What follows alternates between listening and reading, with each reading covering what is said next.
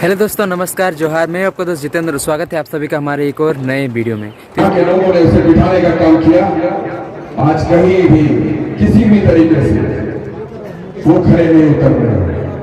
जितनी भी अपेक्षाएं थी तमाम खतियानधारियों को कि हमारे लिए नीतियों का निर्धारण होगा, हमारे लिए एक एक नीतियां लाई जाएगी, हमारे बच्चों को पहचान मिलेगा, हमें पहचान मिलेगा, हमारे बच्चों को रोजगार मिलेगा, हमारे यहाँ के एक एक बच्चे रोजगार से युक्त होंगे। कोई हमारा वीडियो बनेगा, कोई सीओ बनेगा, कोई टीचर बनेगा, प्रोफेसर बनेगा, डीएसपी बनेगा, डीसी बनेगा, विभाग का सचिव बनेगा।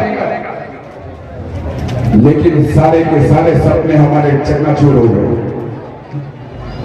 आज सत्ता मत में हेमंत जी इतने चूर हो गए कि एक एक झारखंडियों के सपना को उन्होंने चूर चूर करने का काम कर दिया। जिस उद्देश्य के साथ गए हमारा झारखंड अलग हुआ, जिस माटी में विनोद बाबू पैदा हुए उसी माटी में आज बाहरी शक्तियों का उदय हो गया। बाहर के लोग आज यहाँ पर सत्ता पर बैठने का काम कर रहे हैं, हमारे सपनों को कचोटने का काम कर रहे हैं।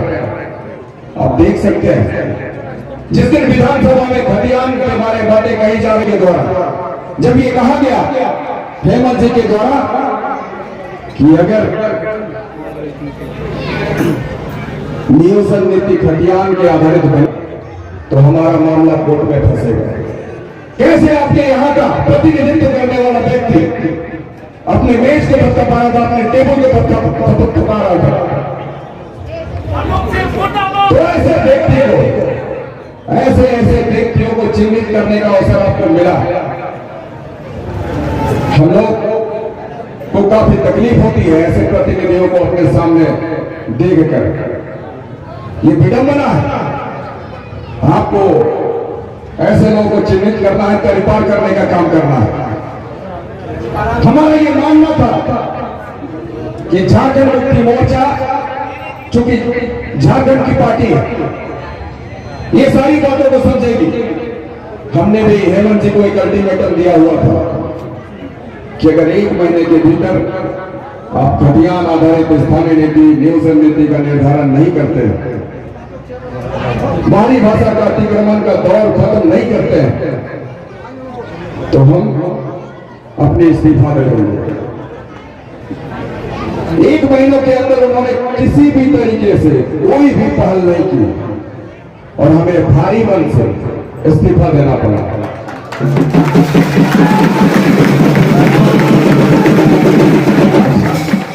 आज मैं उसी संघर्ष के रास्ते हूं जो संघर्ष का रास्ता विनोद बाबू का था, जो संघर्ष का रास्ता भगवान बिरसा का था, सिद्धू कानू चांद भैरव का था, नीलांबर पीताम्बर का था, शेख बिगारी का था, निर्मल महतो का था। आज वही संघर्ष का रास्ता हमने भी इख्तियार किया। झारखंड के सबसे बड़े सदन में यही हेमंत सोरेन कभी कहा करते थे कि 32 बनेगा कि 34 बनेगा कि 64 बनेगा। ये आप देखिएगा, मैं अध्ययन कर रहा हूं। आने वाले दिनों में खतियान आधारित स्थानीय नीति बनाए जाएंगे, आप देखेंगे। यही हेमंत सोरेन थे जो कि कहा करते थे। और फिर क्या हो गया इन्हें? 3 से 4 दिन पूर्व यही हेमंत सोरेन इतनी बड़ी बात कह गए कि खतियान के आधार पर नियोजन नीति परिभाषित करेंगे तो मामला कोर्ट में फंसेगा। अब बताइए कि अगर कोई यह सोच ले कि मैं इम्तिहान में फेल हो जाऊंगा, इसीलिए मैं स्कूल नहीं जाऊंगा, मैं पढ़ूंगा, अगर कोई बच्चा ये सोच ले तो क्या ये उस बच्चे के प्रति इंसाफ होगा? अगर कोई मां जब गर्भवती होती है तो वो सोच ले कि हमारा आने वाला बच्चा राक्षस पैदा होगा, तो क्या वो उस बच्चे के साथ इंसाफ होगा, उस मां के साथ इंसाफ होगा? नहीं हो सकता है। परंतु आज ऐसा हेमंत सोरेन ने करने की हिम्मत की, तो इसका वो तो जवाब देंगे या नहीं देंगे?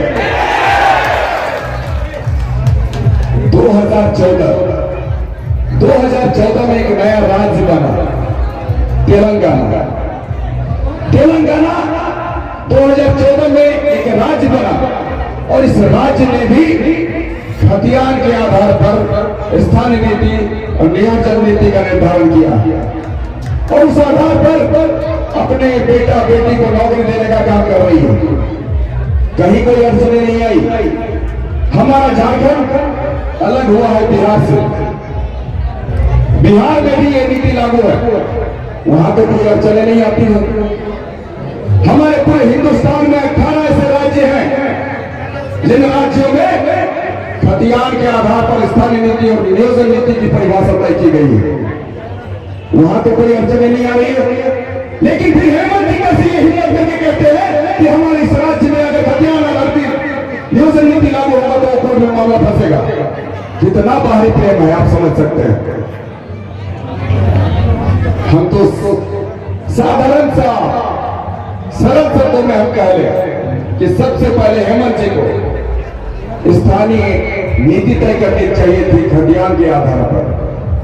उसके बाद में एक वाक्य जोड़ देते कि जो भी हमारे स्थानीय अभ्यर्थी होंगे वही आवेदन कर सकते हैं तृतीय और चतुर्थ वर्ग की नौकरियों में।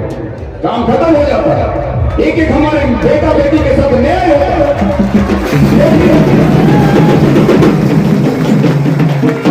इन्होंने नहीं किया ऐसा। ये हवाला देते हैं कि पूर्ववर्ती सरकार ने भी नहीं किया। अरे भाई, पूर्ववर्ती सरकार ने नहीं किया इसलिए तो लोगों ने आपको गद्दी पर बिठाने का काम किया। और आप क्या कर रहे हैं? अभी राजेश भाई को बता रहे थे कि वो कभी क्रिकेट खेल रहे थे, हम कभी बॉलिंग कर रहे थे। आज हम तो बैटिंग कर रहे हैं, वो बॉलिंग कर रहे हैं। ये कोई मतलब है? आज के समय में हेमंत जी सिर्फ और सिर्फ बाहरी प्रेम दर्शाने का काम कर रहे हैं। भाषा का दिमाग इन्होंने हमारे बीच में भाषाओं को लाकर छेड़ने का काम किया। सबसे पहले पूर्ववर्ती सरकार भारतीय जनता पार्टी और राजसू पार्टी की सरकार। आप जानते हैं कि हमारे झारखंड को बने हुए 21 साल हुए और इन 21 वर्षों में भारतीय जनता पार्टी और राजसू पार्टी 17 सालों तक सत्ता में बने रहे। ऐसे दलों ने मैथिली, बंगी जैसे भाषाओं को राज्य स्तर पर लाने का काम किया। हेमंत जी को लगने लगा कि हम क्यों किसी से पीछे रहेंगे, वो लोग राज्य में ला सकते हैं तो हम जिले में क्यों नहीं लाएंगे। और हेमंत जी ने इसे जिले में लाने का काम किया और हमारा विवाद पैदा करने का काम किया, हमारे सामाजिक तनावना को नष्ट करने का काम किया, हमारे आपस में जो भाईचारे था उसे खत्म करने का काम किया। अब जानते हैं कि कैसे इन्होंने भाषा का फिल्टर लाने का काम किया। अगर कोई कोल्हान का बच्चा है वो संथाल में नौकरी नहीं कर सकता। अगर कोई भूटानों का बच्चा है वो पलामू प्रमंडल में जॉब नहीं कर सकता। इस तरीके की बात हुआ। तो आज इन लोगों ने भाषाओं का जहर हमारे बीच में घोलने का काम किया। भाषा कोई बड़ी चीज थी नहीं। यदि हेमंत जी कहते कि तृतीय और चतुर्थ वर्ग में हमारे वही बच्चे नौकरी करेंगे जो हमारे स्थानीय अभ्यर्थी होंगे, खतियान लाओ और खतियान लाओ और नौकरी पाओ,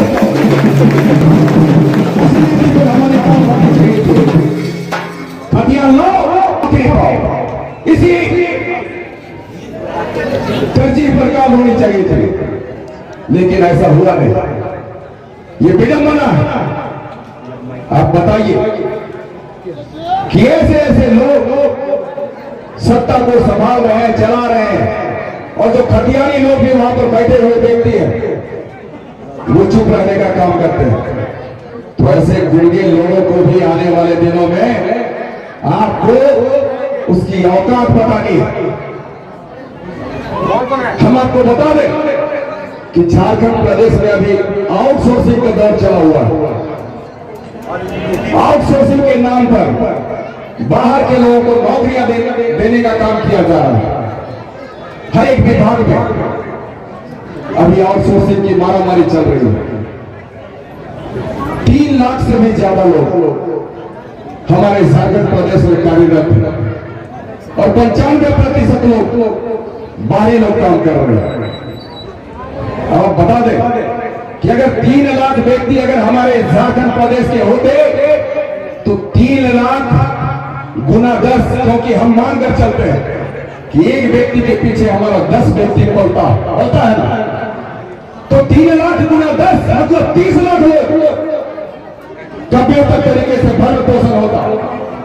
हमारे 3 लाख घरों के बच्चे बेहतर परवरिश पाते, बेहतर शिक्षा दीक्षा पाते। हमारा झारखंड आगे बढ़ता या नहीं बढ़ता या नहीं बढ़ता? लेकिन आज की परिस्थिति इन लोगों ने ऐसी पैदा की है कि हमारे यहाँ के माटी पुत्र और पुत्रियां जिसमें टैलेंट है, वो बच्चे आज नौकरी से बेदखल हैं। बाहर के लोग यहाँ पर नौकरी कर रहे हैं।